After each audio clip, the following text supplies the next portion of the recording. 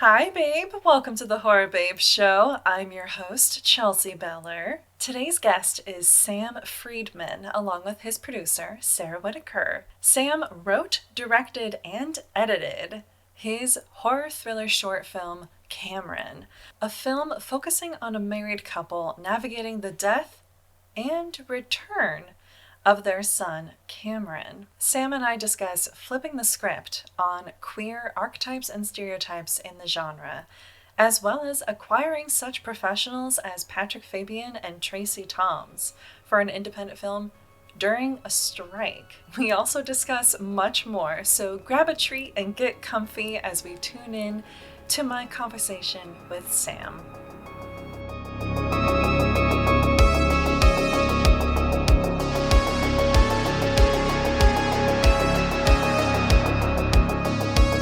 Okay, great. Hi. Well, Sam, it is so lovely to speak with you. How are you? How has your LA Fires experience been? Yeah, well, so I'm actually in New York currently.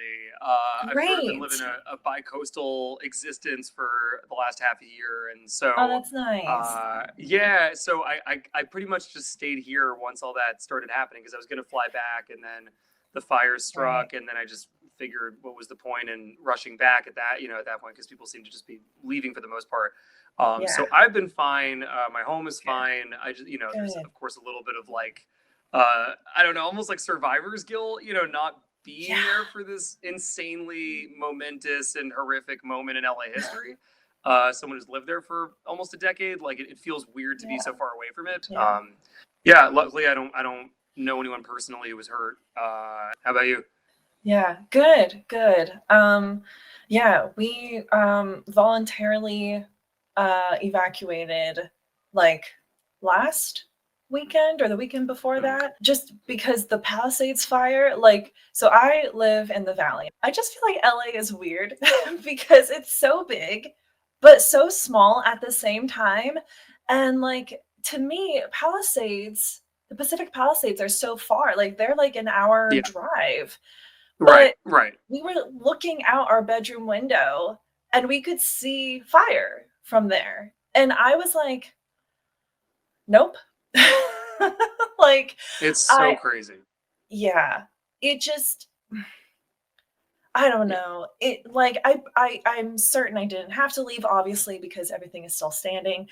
But um it just it got to me. Like seeing it, yeah, really seeing it, you know what I mean?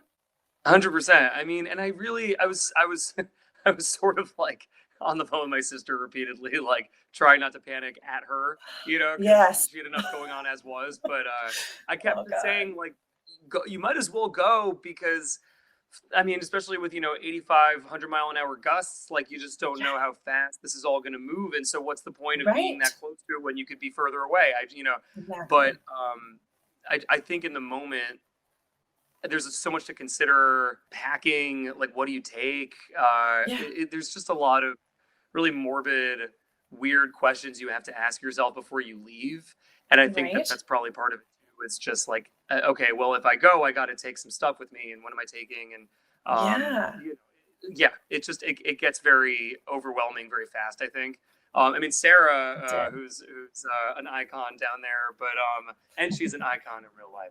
But Sarah, you were telling me about how crazy the winds were over by you, and Oh yeah, I'm in West Hollywood, so right by the Sunset Fire. So I saw the flames from. I actually left also. I just got in the car and drove south because I did not want to get stuck right here on Fountain, and that was the No. case. I was stuck anyway for an hour to get just to La Brea, Ugh. which is 2 miles from my house exactly. So Oh, I'm yeah, so it was sorry. terrifying. I was really scared. It's been a heartbreaking time, to be honest. For a while, I just couldn't talk about anything else, like I Yeah. just still feel like yeah, we're not going to go back to normal ever for some people, obviously. And like for a while, Yeah. the rest of us, it's like mind boggling that this even happened, could happen. I know. I mean, we have fires every year, but they're always like in, off that way. Like, we're like in the vegetation. It feels like that's supposed to look yeah. kind of like concrete jungle invasion kind of fire that Yes. we've seen in a very long time. But I'm glad the three of us are safe. Thankfully, I also don't have anyone in my life who was directly affected, so that's good. I'm just still so sad for everyone who was affected, and anyway, we don't have to we don't have to drone on about that, but I did want to mention it because it's so prevalent, of course, and I wanted to make sure that you guys are good. Thank you. Same to you. Same to you. Appreciate Thank you. Yeah. Oh, of course. Well, let's just get into the horror of it all. The horror of it all. Let's do it. Well, first of all, I want to say congrats because Cameron, your horror short, won Best Thriller at Holly Shorts, which is a prestigious film festival, and that's incredible. Like, thank you. You're welcome. Oh my God. That's one of those where it's also eligible for like, is it Academy Awards? Yeah, our category wasn't Oscar eligible, but I think that the top ones at the festival are. Like, I think it's like, you know, best narrative short, documentary, anime. I want to say it's like those three. Got it. Yeah. I think sort of aligned with the award categories of the Oscars itself. Yeah. But ours unfortunately wasn't Oscar eligible. There's time for that. There's time for that. You know, what's funny is that I feel like traditionally the shorts that are nominated for Oscars are usually really, really dark, actually. So we would have been good company for sure. Definitely. Are just bleak as hell. They are. Yeah. It was nice to hear you say horror and thriller in the same sentence because we're kind of towing that line. Yeah, definitely. It's like dark comedy, family drama. We're playing with it with a lot of different tones and. I noticed that. Yeah. Yeah. I love that when it's not just one thing. You know, because I feel like it appeals to more people that way as well. Yeah, definitely. You know. Definitely. But why don't you talk about yourself, talk about Cameron, how that came to be? Like, I just want to know everything. Yeah, I mean, I had not directed anything in a long time when we first started pre-prod on Cameron. I'd been a film major in college. I did a directing thesis program there. So I had made a thesis film afterwards. I'd done a couple little things, like I'd made a chintzy music video that it was a lot of fun to make, but I had no idea what I was doing. It was basically a short film in music video form. And then did a web series with a friend of mine. I hadn't actually directed by the time we did this in a long time. And my aspiration was always to do that. I'd kind of gone more in the TV writer's room route. And I'd really been sort of sequestered into that for a while. So it was nice to be back on set. It had just been a long time. And the impetus was really that when the strike struck, I, like most people in the industry, was out of job. And I wanted to find a good use of the time. And I knew this is one of the only things that really I could do during that period of time. So it felt like the right moment. And, equally as fortuitously, we knew that a lot of really amazing actors who traditionally would have such busy schedules that they wouldn't even be available to do a little short like ours, might actually have the time and the ability. So it just felt like there was a lot of good reasons to do it at that point. I met Sarah through our friend Frank. He introduced us, told me that she was the best producer he knew. So we met, we talked about it. It was an immediate chemistry moment for us where we just knew we had to do this together. And once Sarah came on board, things just started to move. We spent the summer in pre-prod.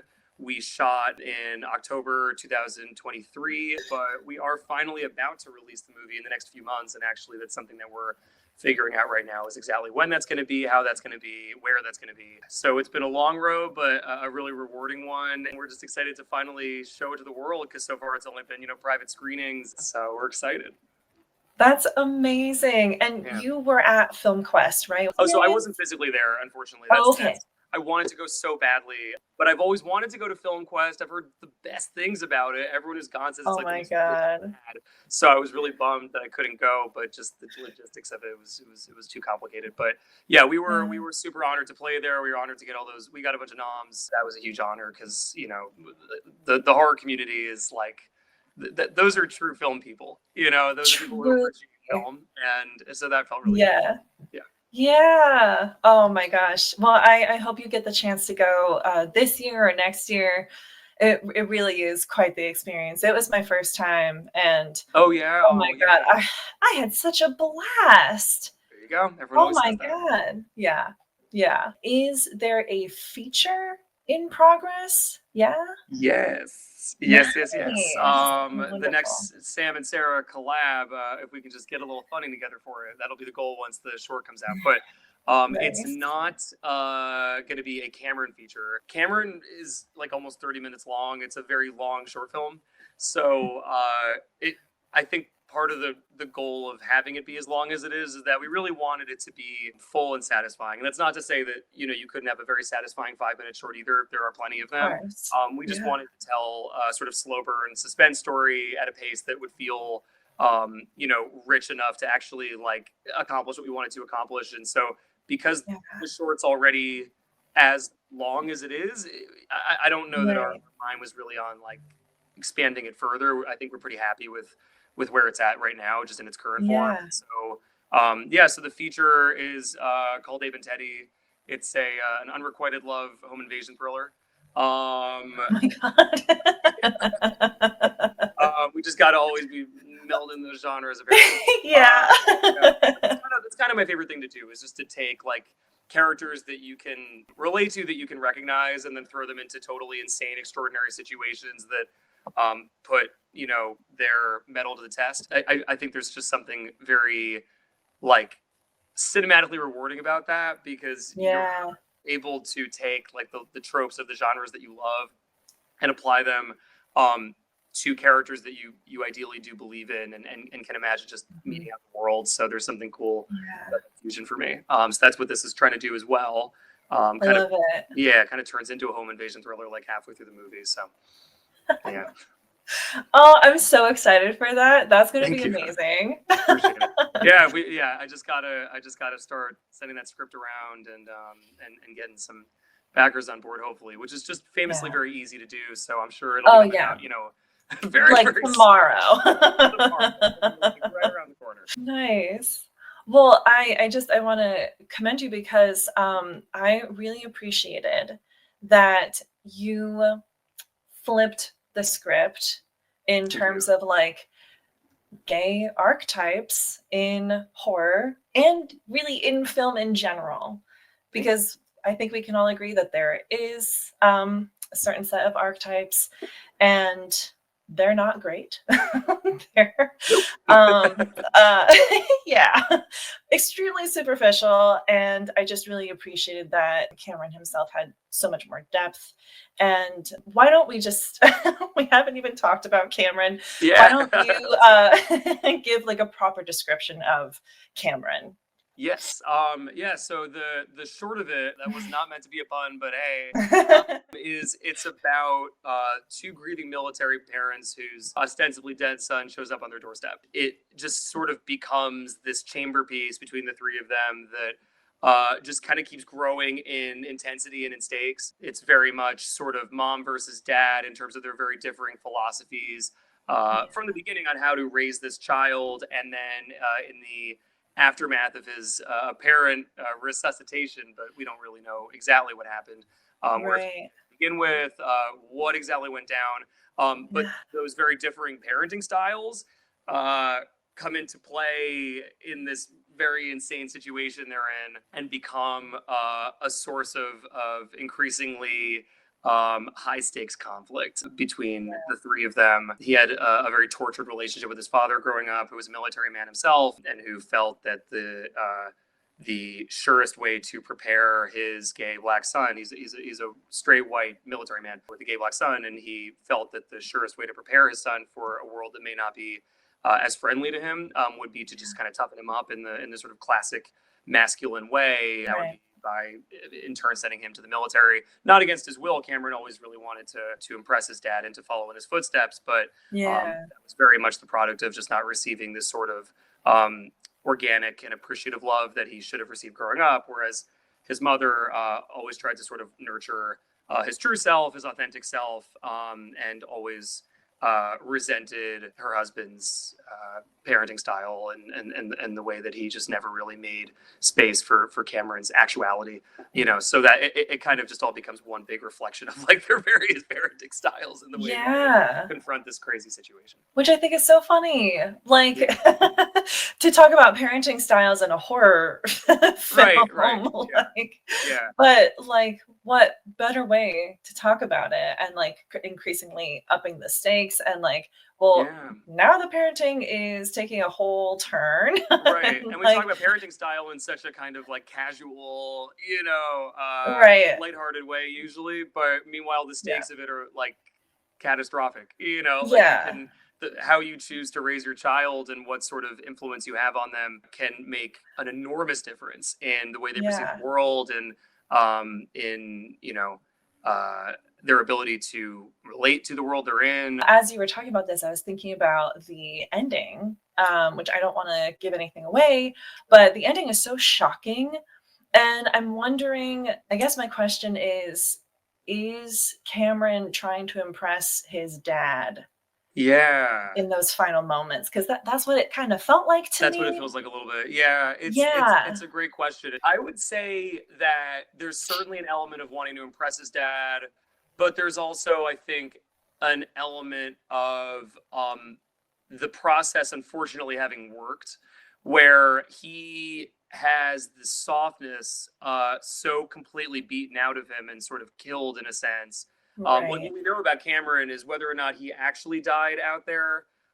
Some version did, that's for sure. And the question is, is it a more corporeal thing of like the man himself is dead and now he's back somehow and it's just deeply supernatural, or is it just an old kind of like authentic version of Cameron that died out there? But either way, he has been reduced to a sort of more brutish, masculine version of himself, and as a result, when he's confronted with danger, he confronts that danger back. He now knows how. So there is a bit of like a gut instinct element to it too. Like they're not gonna take me. But certainly, is there like also particularly in the way that he looks at his dad, this question about, okay, do you see now like what I am, what I've become? But under your insistence, basically, absolutely. Yeah, this is because of you. This is because of you. This is what you wanted. What do you think of this? Yeah, like you wanted me to be able to defend myself. Well, hey. Here we go. Sure did. Yeah. Well, thank you for answering that. Of course. So what inspired this story? People ask that a lot because I think there's probably an assumption that my family has a military background. We don't. We definitely don't. But I've always been very preoccupied with the notion of the military, I guess. Obviously I know people who served and people who are even very close to me, and everyone has such a different takeaway from their time in the military, how it changed them, what it taught them.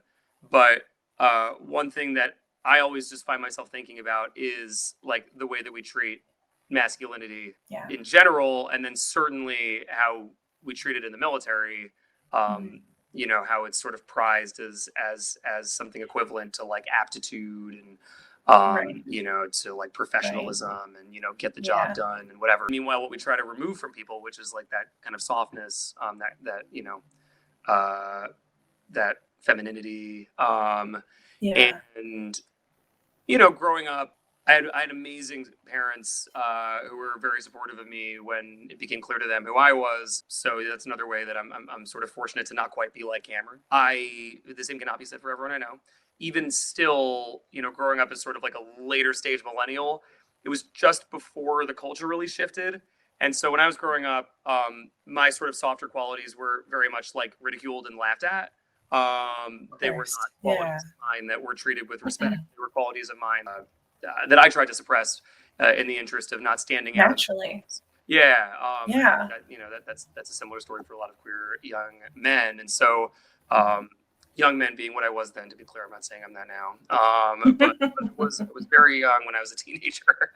I guess this is my convoluted way of saying, looking at the qualities that I suppressed in myself and that were suppressed by my sort of environment growing up, and wondering what that did to me and how that changed my relationship with the world. I think that was really the impetus for for this story, because I think that there's a danger in taking away someone's softness, especially like as a man, I think that softness is what tempers a lot of men's worst impulses.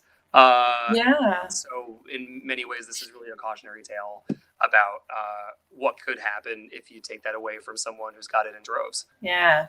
So I'm sure this was like therapeutic for you in a way. Oh, yeah. I think that's part of why I'm drawn to horror, actually. I think it's the catharsis for me. It can be very overwhelming. I mean, hey, this week among many other weeks, certainly, but this week in particular, it's easy to look around and be reminded of how much brutality and cruelty exists in our midst at all times. Horror is the genre that is the best at reckoning with that. It's the genre that's the best at reckoning with the sort of unsayable and the things that we're often very reluctant to even talk about at all, let alone speak about, fearlessly. And so I have so much love for the genre because it really helps me process a lot of things, both personally and sort of in a broader, globalized sense. So that's why I keep being drawn to versions of it. Every like young horror filmmaker loves Ari Aster for very good reason. But one of my favorite things about him is that he just runs at trauma, he just runs. Yes. He thinks about like the worst things that can happen to a person. And that really, really can happen to a person. He really creates cathartic movies as a result. And I think you can definitely see a lot of that in Cameron, I hope, if I pulled it off at all in the way that he keeps pulling his stuff off. So he's one of your influences? Definitely. Yeah. He's a big one. Rocky's another one. See, there you go. I couldn't even let you just ask the question. Big Gregor Rocky fan. He's someone who similarly is a real genre blender, but also is just constantly confronting these sort of broader global questions of like, what do we mean? What's our purpose? The way he confronts sexuality, the way he confronts alienation, generational confusion, and just like the muck of being alive, he just really nails it. So he's another big influence. I think even just the way that he frames like a straight into the camera close up, down the barrel like that. It's like him, it's Barry Jenkins. They're so good at that. And the way that they approach the fourth wall. Beau Travail was a movie I watched a bunch, prepping for this. Birth, Jonathan Glazer. It's kind of that ambient, uncomfortable sort of psychic dread that I was really drawn to. And that's how I felt. Hey, there you go. All right. I'm so glad. You did mention this a little bit earlier. What was the process of acquiring longtime actors Patrick, Fabian, and Tracie Thoms? Yes. First that's of all, a feat. Yes, I was amazed that they signed on. It was such a blessing to have them on board. I mean, for so many reasons, even just having like that kind of expertise on set is always so helpful. I don't have nearly as much experience doing this as they do. And so just like learning from them was so cool. As performers, they are just towering. And I knew when we were casting this, which was definitely one of the trickiest parts of the whole process. Our casting director, Josh Robiquet, is like a god among men. And if I can work with him on everything I ever do past this point, I certainly will. He and I and Sarah spoke a lot about the fact that you kind of can't make this movie work without really exceptionally good actors. Because the whole thing is this just very emotionally elevated, intense, kind of operatic chamber piece situation. They have to be able to navigate a lot of minor and major tonal shifts, take big emotion and make it recognizable, not lose their humanity in the process. It's really, all three of these roles are incredibly tricky, including, of course, Cameron, played by Aaron Woodward, who we also love so much. But with Patrick and Tracie, really what it came down to was, of course, just had to check their availability first, but fortunately, because it was the strike, they actually were for once. And then I wrote them each a letter. I sent them the script along with it and just kind of waited to hear back, and then met with each of them over Zoom, talked about the film, and then they both agreed to do it. And, once they did, it just felt very, very real to me because I knew I not only knew what these characters would look like now, but I knew that they were in really, really good hands. So the whole thing feel like, we can actually maybe pull this off. so lucky to have them. It was such a cool experience to work with them. They were fantastic. I mean, I wouldn't expect anything else. Right. Right. But still, they were fantastic. And like by the time it ended, I was like, God, I'm so glad they were in this, because it's like you said, like this is heavy shit, and like you need some long-term, like vetted actors to really bring that to life. So that's amazing. Congrats on. It was so much fun getting to also like find the characters and the chemistry between them. And in rehearsal. It was just really cool to see like a marriage form, like to start to like, even better understand like my own characters, just watching them inhabit them and develop that kind of rapport with each other. It even allowed me to like better comprehend like the foundation of this fictional marriage, right? And like what consists of what these two people have in common with each other and what they never had in common with each other. And it takes two nuanced performers like Patrick and Tracie to be able to find that in just a matter of like a few days, basically. It was so cool to see it happen in real time. And also, we were flying through that shooting schedule. Like, if we didn't have actors who could turn it on at a moment's notice, there was one shot that we were shooting that I'm not going to spoil the action of because it's at the very end. But it's a big moment, and I just kind of first AD and I let Tracie know that moment was up, and she was like, all right, yeah, cool. Let me just quickly. And then, like it was, and she was being sarcastic. Like, like that is insane. What you're going to do in the next 10 seconds is to get it right. But of course she did it, in those 10 seconds because that's just what she's capable of doing. But there were so many moments like that where I just thought, like, it's crazy that you were in the middle of eating a sandwich or whatever when you step back in front of camera and do this, like, feel this, experience this. Truly could not have done it without such seasoned pros. Oh gosh, we're at 30 minutes. I'm so sorry. My God, I could have done this forever. It's been so wonderful talking with you. I just, can I ask one last question? Of course. What was your favorite horror film from 2024? Ooh, oh man. Probably Terrifier 3. Really? Yeah, I think Terrifier 3. Yeah, I mean, I think that's one of the best horror movies I've ever seen. I thought it was a masterpiece. It was mind-blowing to me. With each successive installment, it just gets better and better. You can both get the kind of darkly comedic, like mind-blowing nastiness of the Art the Clown Kills, but with like such a powerful emotional undercurrent to the whole thing, like characters you really believe in, an immaculately beautiful like Christmas old-fashioned slasher movie aesthetic. Everything just was right. Like the whole thing was just right, and it was great. It just delivered on every level that you could ever hope a movie like that would deliver on. So I think it was probably that one. You have to see The Substance. Yes. Oh yeah. For me, it's the best movie of the year. Is it really? Yeah. And once I saw it, I think I texted Sam immediately. I'm like, oh my God, have you seen it? He's like, I've seen it twice. I'm like, I can't stop talking about it. Well, I'm so excited for you and your career. And thank you. I'm really looking forward to when Cameron comes out publicly for everyone. And I'll make sure to share this video again to get, just to do my part. I just like to help in any way I can. Appreciate it. Yeah, of course. Well, thank you both again. Have a wonderful rest of your day. And thank you. Yeah, I'm sure we'll keep in touch. Yes, we will be in touch. Thank you so much. Thanks for having us. Of course. Well, that's it from me and Sam and Sarah. Hope you enjoyed this week's Filmmaker Friday. Tune in every Friday for a new filmmaker interview. Please don't forget to like, comment, follow, and subscribe. You can follow Sam Freedman and Sarah Whitaker at the social media handles below. Bye, babe.